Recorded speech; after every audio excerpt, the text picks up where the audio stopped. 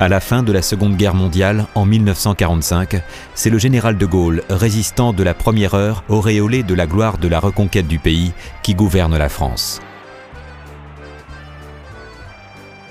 Le 13 octobre 1946, la nouvelle constitution est acceptée par référendum à une très courte majorité. La 4e République vient de naître.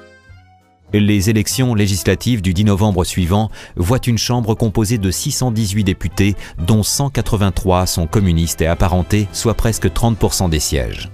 Porté par la vague patriotique, le Parti communiste français recueille les fruits de sa longue lutte dans la résistance et devient ainsi le premier groupe parlementaire à l'Assemblée nationale.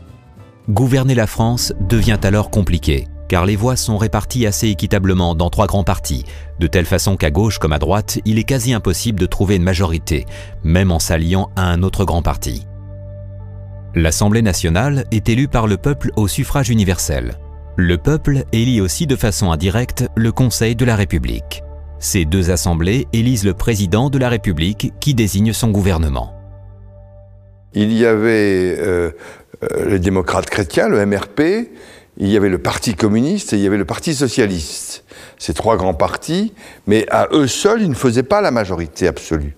Et donc il fallait des petites partis qui fassent la pointe pour qu'il y ait un gouvernement. C'est d'ailleurs la raison de l'instabilité gouvernementale sous la 4e République, qui était ce multipartisme et cette impossibilité d'appuyer un gouvernement sur une majorité cohérente.